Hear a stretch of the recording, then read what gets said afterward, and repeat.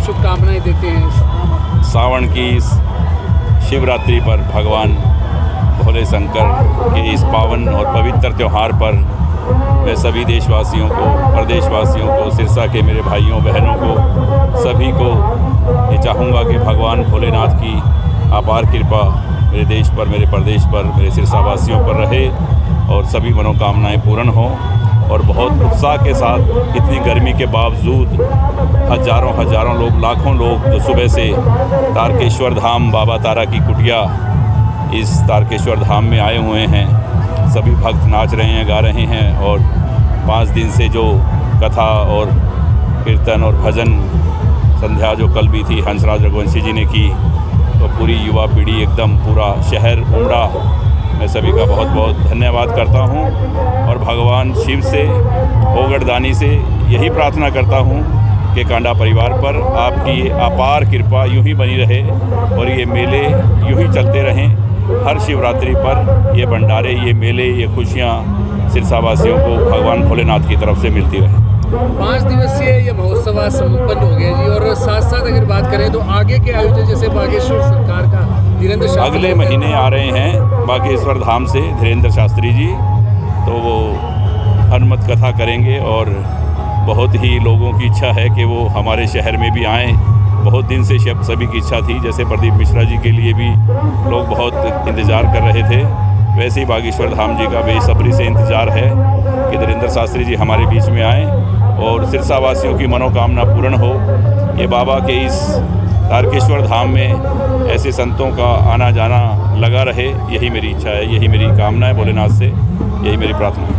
गोपाल जी, मुख्यमंत्री नायब सिंह सैनी अभी आए सिरसा प्रवास पर, आपसे खास मुलाकात हुई और उसके बाद वो मुलाकात काफ़ी चर्चा में भी रही कि अलोपा गठबंधन करके लड़ेगी भाजपा से। आप क्या कहते हैं? आपकी पहले मुलाकात हुई थी? मेरे सामने, मैं तो था कहीं अंदर, तो बाहर आप साथियों ने उनसे पूछा, उन्होंने अपने मन की इच्छा जाहिर की है और जल्दी फैसला होगा और सबको बताएंगे कि कहाँ कौन कैसे लड़ेगा। तो किस प्रकार से आपकी तैयारियाँ क्या चल रही हैं हरियाणा लोक हित पार्टी? देखो, हम एनडीए का हिस्सा हैं अभी और हरियाणा में एनडीए की सरकार बनेगी, इसमें कोई दो राय नहीं है। सिरसा के विकास कार्यों के लिए करोड़ों की धनराशि पहले भी जारी हुई, अभी 300 पहले भी है, अभी भी है और अभी भी गांव के लिए और कुछ 2-3 दिन में पैसे आने हैं और पुराने जो काम हैं वो सारे इस अगस्त के महीने में कंप्लीट हो जाएंगे। चाहे वो मेडिकल कॉलेज की नींव की बात है, चाहे वो जो भी पेंडिंग काम थे, जैसे हमारा पानी का जो था स्ट्रीम वाटर का काम था, 35 करोड़ रुपया पहले लगा, 35 और आ गया, काम शुरू हो गया। इस बारिश के बाद में सबको मालूम है सिरसावासियों को कि 70-80 करोड़ रुपए के प्रोजेक्ट से ये स्ट्रॉम वाटर का जो प्रोजेक्ट है, सिरसा में कहीं भी कितनी भी बारिश होगी पानी नहीं ठहरेगा। तो हमारी तरफ से जो मैंने काम बोले थे उससे ज़्यादा काम होंगे और हम करवाएंगे। तो अभी विधानसभा चुनाव में करीब 100 दिन से भी कम समय बचा है, तो इसके लिए क्या रोड मैप रखा गया विकास के लिए और क्या कार्यों के लिए? देखो, विकास के लिए कभी भी मेरी ये नहीं होता कि इलेक्शन आ गया तो कुछ ज़्यादा करना है या इलेक्शन चले गए तो कुछ कम करना है। मेरा वही रूटीन रहता है कि हमेशा काम होने चाहिए, जो ज़रूरत के काम है, जो शहर के काम है, थेड़वासियों को प्लॉट के काम था वो हो गया है कंप्लीट। कभी भी किसी भी दिन हम उनको 100 गज के थेड़वासियों को प्लॉट देंगे।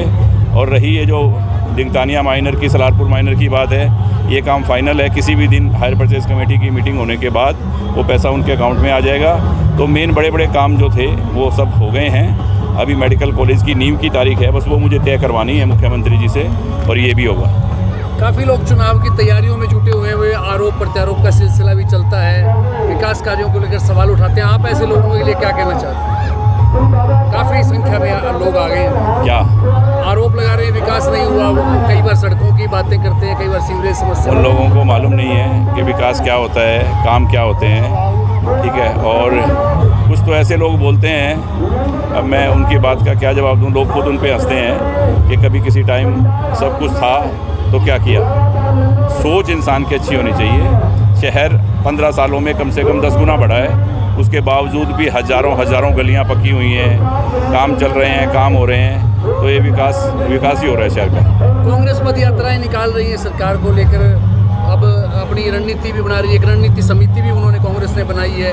तो आप इस विपक्ष की सारी रूपरेखा किस प्रकार देखते हैं? क्या है कि बहुत टाइम मिला उन लोगों को काम करने के लिए, बहुत मौके दिए हिंदुस्तान के लोगों ने, कांग्रेस को कम वक्त नहीं दिया, बहुत टाइम दिया। उसके मुकाबले एनडीए सरकार को बहुत कम वक्त मिला है अभी।